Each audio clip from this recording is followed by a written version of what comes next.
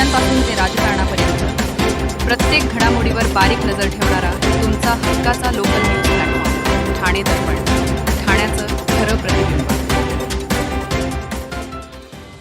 ठाण्यातील शाळा, रुग्णालय, धार्मिक स्थळे आणि चित्रपटगृहाच्या परिसरातील अनधिकृत पानटपऱ्या, चिकन शॉप आणि चायनीज स्टॉलवर महापालिका आता कठोर कारवाई करणार आहे.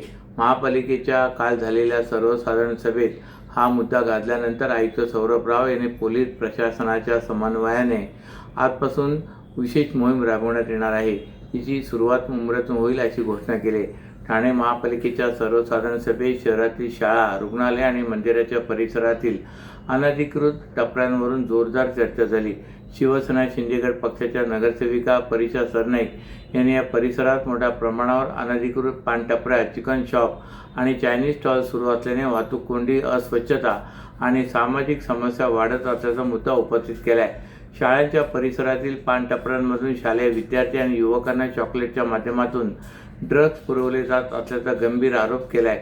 तसेच या टपऱ्यांभोवती सिगारेट आणि गुटखा सेवन करणाऱ्या तरुणांचा वावर वाढल्याने लहान मुलांवर विपरीत परिणाम होत असून तरुण पिढी व्यसनाधीनकडे वळत असल्याची चिंता त्यांनी व्यक्त केली. रुग्णालय आणि धार्मिक स्थळांच्या परिसरात फळे, फुले, नारळ पाणी किंवा इतर आवश्यक वस्तूंची दुकाने असावीत. मात्र त्या ठिकाणी चिकन शॉप, चायनीज आणि पानटपऱ्यांचे वाढते प्रमाण येथील शांत आणि पवित्र वातावरणाचा बाधा पोहोचवत असल्याचे त्यांनी सभागृहात सांगितले. या संदर्भात उपमुख्यमंत्री एकनाथ शिंदे यांनाही पत्र पाठवल्याची माहिती त्यांनी दिली. यावेळी शिवसेना शिंदेगड पक्षाचे नगरसेवक मनोज शिंदे यांनी या मागणीला पाठिंबा देत काही टपऱ्यांमधून ड्रग्जची विक्री होत असल्याचा आरोप केला आहे. पोलिसांकडून अपेक्षित कारवाई होत नसल्याने अशा टपऱ्या पालिकेकडे तातडीने हटवाव्यात अशी मागणी त्यांनी केली.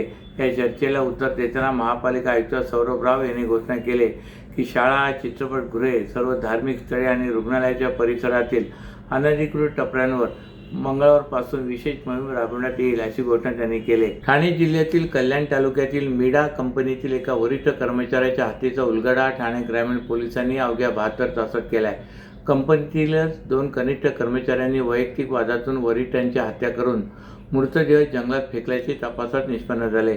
या प्रकरणात दोघांना अटक करण्यात आले असून न्यायालयाने त्यांना 24 जुलै 2026 पर्यंत पोलीस कोठडी सुनावले. 28 जून 2026 रोजी कल्याण मुरबाड अहिल्यानगर मार्गावरील मामनोली गावाजवळील जंगलात एका अज्ञात व्यक्तीचा मृतदेह आढळून आला होता. याबाबत कल्याण तालुका पोलीस ठाण्यात खून आणि पुरावे नष्ट करण्याचा गुन्हा दाखल करण्यात आला. घटनेचे गांभीर्य लक्षात घेऊन ठाणे ग्रामीण पोलीस अधीक्षक डॉक्टर विनयकुमार राठोड आणि अपर पोलीस अधीक्षक अनमोल मित्तल यांच्या मार्गदर्शनाखाली स्थानिक गुन्हे शाखा आणि कल्याण तालुका पोलिसांची 6 विशेष पथके तयार करण्यात आली होती. पोलिसांना तपासात मयताची ओळख पटवण्यात यश आले असून किशोरचंद्र कार्तिक साहू वय वर्ष 22 वर्ष असून ते मुरबाड येथील मिंडा कंपनीत कार्यरत होते. CCTV फुटेज आणि तांत्रिक माहिती आणि इतर पुराव्याच्या आधारे पोलिसांनी तपासाचा धागा पकडला आणि पोलिसांनी कंपनीतील 2 कनिष्ठ कर्मचाऱ्यांना अटक केले. सौरभ विश्वनाथ गोल्हे व ज्ञानेश्वर दत्तात्रय कांठे अशी अटक आरोपींची नावे आहेत. पोलिसांच्या चौकशीत दोघा आरोपींनी गुन्ह्याची कबुली दिली. प्राथमिक माहितीनुसार वैयक्तिक वादातून त्यांनी साहू यांना जंगलात नेऊन हत्या केली. ओळख पटू नये म्हणून मृतदेह जंगलात टाकला आणि गळ्यातील सोन्याची साखळी लुटल्याचे समोर आले. दोन्ही आरोपींना न्यायालयात हजर केले असता 24 जुलैपर्यंत पोलीस कोठडी सुनावण्यात आले. हत्येमागील इतर पैलूचा पुढील तपास ठाणे ग्रामीण पोलीस करतायत. वृक्षतोड आणि वृक्ष पडझडीच्या मुद्द्यावर कालची सर्वसाधारण सभेत भाजप नगरसेवक सीताराम राणे यांनी ठाणे महापालिकेच्या वृक्ष प्राधिकरण विभागाची चांगली झाडाझडती घेतली. तसेच वृक्ष उपकरातून कोट्यवधींची मिळकत होत असताना वृक्ष छाटणी आणि स्मशानासाठी लागणारी लाकडी मोफत का दिली जात नाहीत असा खडा सवाल भाजप नगरसेवक सीताराम राणे यांनी महापौर शर्मिला पिंपळकर यांना केला आहे. ठाणे महापालिकेच्या काल पडलेल्या सर्वसाधारण महासभेत यंदाच्या पावसाळ्यात वृक्ष पडझडीच्या दुर्घटनांमुळे झालेल्या जीवितहानीवरून जोरदार चर्चा झाली. भाजपा नगरसेवक सीताराम राणे यांनी ठाणे महापालिकेच्या वृक्ष प्राधिकरण विभागाचा लेखाजोखात मांडून प्रशासनाची पोलखोल केली. 2025-26 या आर्थिक वर्षात वृक्ष प्राधिकरण विभागाकडे 9,34,98,000 इतका वृक्ष उपकर जमा झाला. याशिवाय 2020 ते 26 या 6 वर्षाच्या कालावधीत तब्बल 226 कोटी 94 लाख रुपयांची अनामत रक्कम पालिकेकडे जमा झाली असल्याची माहिती अधिकृत उत्तरातून समोर आली. सीताराम राणे यांनी उपस्थित केलेल्या प्रश्नानुसार यावर्षी वृक्ष छाटणीसाठी 2,45,21,182 रुपयांची तरतूद करण्यात आली असून 6,500 झाडांची छाटणी करण्यात आली. वृक्षारोपण मोहिमेमुळे अनेक सोसायट्यांमध्ये मोठ्या प्रमाणात झाडे लावली गेली. मात्र वेळोवेळी वृक्षांची छाटणी न झाल्यास झाडे धोकादायक बनून इमारतींना आणि नागरिकांना धोका निर्माण होतो. वृक्षतोडीच्या परवानगीत विलंब होत असल्याने पालिकेचे ठेकेदार सोसायट्यांकडून अवाच्या सव्वा रक्कम उकळतात. तेव्हा नागरिकांवरील आर्थिक भार कमी करण्यासाठी गृहनिर्माण संकुलातील वृक्ष छाटणीचे काम महापालिकेने स्वतः करावे. वृक्ष उपकारातून मिळणारे सुमारे 9 कोटी रुपये अनामत रकमेवरील 15 ते 20 कोटी रुपयांचे व्याज तसेच उपलब्ध निधीचा विचार करता हा खर्च पालिकेसाठी अशक्य नाही याकडे राणे यांनी लक्ष वेधले. तसेच दरवर्षी होणाऱ्या 3 दिवसीय वृक्षवल्ली प्रदर्शनासाठी सुमारे 75 लाखांचा खर्च केला जातो. या प्रदर्शनात अनेक प्रायोजक सहभागी होऊन त्यांची जाहिराती करतात. मात्र त्यांच्याकडून पालिकेला प्रायोजक तत्व शुल्क म्हणून दमछाकी मिळत नाही अशी कबुली प्रशासनाने दिली. ही बाब अयोग्य असल्याकडे राणे यांनी लक्ष वेधले. तर वृक्षांची पडझड आणि वृक्षतोडीनंतर निर्माण होणाऱ्या लाकडाविषयी सीताराम राणे यांनी गंभीर प्रश्न उपस्थित केलेत. वृक्षतोडीनंतर मोठमोठे बुंदे, जाड फांद्या आणि मोठ्या प्रमाणात लाकूड उपलब्ध होत असते. पालिकेच्या उत्तरानुसार ही लाकडे कोपरी येथील हरित कचरा व्यवस्थापन प्रकल्पात जमा केली जातात. हे सर्व केवळ हरित कचरा म्हणून दाखवणे योग्य नाही. त्याऐवजी ही लाकडे स्मशानभूमीमध्ये अंत्यसंस्कारासाठी वापरल्यास नागरिकांना मोफत सरण उपलब्ध करून देता येईल. त्यामुळे पालिकेचा खर्चही वाचेल आणि नागरिकांनाही मोठा दिलासा मिळेल. याबाबत धोरणात्मक निर्णय घेण्याची मागणी राणे यांनी महापौरांकडे केली. एसेट बॅक्ड क्रेडिट लोन, व्यवसाय आणि आर्थिक गरजांसाठी मालमत्तेवर आधारित कर्ज. कर्ज मर्यादा 5 कोटींपर्यंत, 120 महिन्यांचा परतफेडीचा कालावधी, विश्वासार्ह वित्तीय भागीदार तुमच्या प्रगतीसाठी. TJSB asset backed credit loan. TJSB सहकारी बँक लिमिटेड, भरोसे का बँक, भविष्य का बँक. वाहतूक ऑपरेटर्ससाठी, व्यावसायिक वाहने खरेदी करण्यासाठी सोपी आणि विश्वासार्ह कर्ज सुविधा. कर्ज मर्यादा 1 कोटी रुपयांपर्यंत, 5 वर्षांची परतफेडीची मुदत, आकर्षक व्याजदर. TJSB fleet term loan. TJSB सहकारी बँक लिमिटेड, भरोसे का बँक, भविष्य का बँक. तुमच्या व्यवसायासाठी खेळते भांडवल, क्षमता विस्तार, आधुनिकीकरण आणि यंत्रसामग्री खरेदीसाठी विश्वसनीय ओव्हरड्राफ्ट सुविधा. कर्ज मर्यादा 7 कोटींपर्यंत, जलद मंजुरी, 120 महिन्यांचा परतफेडीचा कालावधी. TJSB ODS drop against property. TJSB सहकारी बँक लिमिटेड, भरोसे का बँक, भविष्य का बँक. दादा, दात घासताय ना, मग पाणी का वाया घालवताय? ताई, भांडी घासा नाहीतर फोन पहा, पण नळ का चालू ठेवलाय? अंघोळ झाली ना करून, मग शॉवर चालूच. कपडे धुताय पण पाणी वाया जात आहे, त्याचं काय? गाडी अशी धुताय आणि उद्या पाणी कायमचं संपलं तर? पाण्यासाठी किती जणांची वणवण होते. कित्येक कुटुंबांना तर पाणी मिळतही नाहीये.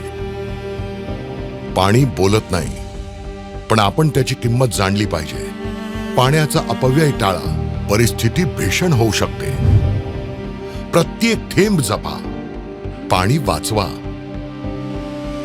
पाणी ही निसर्गाची देणगी आहे. पाणी निर्माण करता येत नाही. पाण्याची बचत हीच पाण्याची निर्मिती. ठाणे महानगरपालिकेतर्फे जनहितार्थ जारी. ठाण्याच्या NKT सभागृहात आज झालेल्या कार्यक्रमात महाविद्यालयातील असंख्य विद्यार्थ्यांना मान्यवरांच्या सुसंगीतीत व्यसनमुक्तीचा संदेश देण्यात आला. निमित्त होते दैनिक मुंबई तरुण भारत आणि ठाणे पोलीस आयुक्तालय अंतर्गत ठाणे शहर परिमंडळ एक यांच्या संयुक्त विद्यमाने जागतिक अंमली पदार्थ विरोधी दिनाच्या औचित्याने आयोजित सुसंगती सदा घडो या कार्यक्रमाचे आयोजन करण्यात आले होते. युवा पिढी अंमली पदार्थांच्या विळख्यात ओढली जात आहे. या पिढीचे भवितव्य राहावे यासाठी अंमली पदार्थांच्या सेवनाविरोधात जनजागृती करण्यासाठी या कार्यक्रमाचे आयोजन करण्यात आले होते. संततधार पाऊस सुरू असतानाही विद्यार्थी, पालक, शिक्षक आणि ज्येष्ठ नागरिक मोठ्या संख्येने कार्यक्रमाला उपस्थित होते. तरुण वर्गाची मोठी उपस्थिती यावेळी दिसून आली. या कार्यक्रमात परिमंडळ 1 चे पोलीस उपायुक्त बाळासाहेब पाटील, शेठ Nanji Khimji, Bhai Thakkar Thanawala, HR manager Sanjay Thakur, Meyer Vita बायोटुकिक, ईगर ब्रिगेडचे विश्वनाथ बिवलकर, नशामुक्ती अभियानचे ठाणे जिल्हा संघटक मिलिंद पाटील या मान्यवरांसह परिमंडळ 1 मधील सर्व महत्त्वाचे पोलीस अधिकारी उपस्थित होते. विशेष बाब म्हणजे यावेळी विद्यार्थी मान्यवरांनी समाजाला नशामुक्ती व्यसनमुक्ती करण्याची शपथ घेतली. कार्यक्रमाच्या सुरुवातीला रवी एंटरटेनमेंट प्रस्तुत अंमली पदार्थ विरोधी दिनानिमित्त एक लघुनाटिका सादर करण्यात आली. तिला उपस्थितांनी चांगलीच दाद दिली. या कार्यक्रमाला मराठी सिनेसृष्टीतील सेलिब्रिटींनीही हजेरी लावत युवकांना नशा आणि अंमली पदार्थांपासून लांब राहण्याचा सल्ला दिलाय. व्यसनमुक्ती आणि अंमली पदार्थ विरोधी जनजागृतीसाठी मुंबई आणि ठाणे मुंबई पोलीस करत असलेल्या उपक्रमाबाबत त्यांनी कौतुक करत विद्यार्थ्यांनी खास करून महाविद्यालयातील तरुणांनी सजग राहून या कामी पोलिसांना सक्रिय मदत करण्याचं आवाहन केलंय. ठाणे जिल्ह्यात मुसळधार पावसाळ्यात वारंवार पाणी साचणे, खाडी परिसरात वाढणारे विकास प्रकल्प आणि झपाट्याने बदलणारी किनारी परिसंस्था अशा पार्श्वभूमीवर ठाणे अंतर्गत वर्तुळाकार मेट्रो प्रकल्पासाठी तब्बल 5,380 खारफुटी हटवण्याचा प्रस्ताव समोर आला आहे. या प्रकल्पामुळे 6,579 हेक्टर खारफुटी क्षेत्र बाधित होणार असल्याची नोंद महाराष्ट्र किनारी क्षेत्र व्यवस्थापन प्राधिकरणाच्या बैठकीत करण्यात आले. प्रकल्पाचा काही भाग ठाणे खाडी परिसरातील किनारी नियमन क्षेत्रातून जात असल्याने महाराष्ट्र किनारी क्षेत्र व्यवस्थापन प्राधिकरणाने काही पर्यावरणीय अटी घालत हा प्रस्ताव अंतिम मंजुरीसाठी केंद्रीय पर्यावरण, वन व हवामान बदल मंत्रालयाकडे पाठवण्याची शिफारस केली. त्यामुळे या प्रकल्पाचा धोका वृक्षानंतर खारफुटींनाही बसणार आहे. ठाणे शहरातील अंतर्गत मार्गावरील वाहतूक कोंडी सोडवण्यासाठी अंतर्गत वर्तुळाकार मेट्रो प्रकल्पाच्या निर्माणाचे काम महामेट्रो आणि ठाणे महापालिकेच्या माध्यमातून केले जाणार आहे. हा प्रकल्प पर्यावरणाची हानी करणारा तसेच निरुपयोगी ठरू शकतो असा दावा करत या प्रकल्पास घोडबंदर, उपवन, वसंतविहार, चेंदणी कोळीवाड्यासह विविध भागातील नागरिकांनी विरोध केला आहे. नगर रचनातज्ञ सुलक्षणा महाजन यांनी हा प्रकल्प पांढरा हत्ती ठरण्याची भीती व्यक्त केली. त्यांनी काही ठिकाणी सर्वेक्षण देखील केले होते. ठाणे महापालिकेच्या आकडेवारीनुसार या प्रकल्पात ठाणे शहरातील अंतर्गत रस्त्यालगतचे रस्ते, दुभाजकांवरील 3,000हून अधिक वृक्ष बाधित होणार असून त्यापैकी 302 वृक्ष कायमस्वरूपी कापली जाणार असल्याचे समोर येत असतानाच या प्रकल्पात 5,380 खारफुटी बाधित होणार असल्याचे वास्तव नुकतेच महाराष्ट्र किनारी क्षेत्र व्यवस्थापन प्राधिकरणाच्या बैठकीत उघड झाले. प्रकल्पासाठी सुमारे 9.5 हेक्टर किनारी नियमन क्षेत्रात काम प्रस्तावित आहे. त्यापैकी सुमारे 6.65 हेक्टर खारफुटी क्षेत्र बाधित होणार आहे. प्रकल्पाचा काही भाग खारफुटी क्षेत्र आणि किनारी नियमन क्षेत्रातून जात असल्याने त्यासाठी पर्यावरणीय परिणाम मूल्यांकन करण्यात आले होते. या अभ्यासानुसार मेट्रो मार्ग, स्थानके आणि कारशेडच्या उभारणीसाठी काही ठिकाणी खारफुटी क्षेत्रात काम करावे लागणार आहे. वन विभागाच्या पाहणीनुसार या प्रकल्पामुळे 6.65 हेक्टर खारफुटी क्षेत्र प्रभावित होणार असून 5,380 खारफुटी वृक्ष हटवावे लागतील, अहवालात नमूद करण्यात आले आहे. अशाच नव्या आणि ताज्या बातम्यांसाठी ठाणे दर्पणच्या पेजला लाईक करा आणि फॉलो करायला विसरू नका.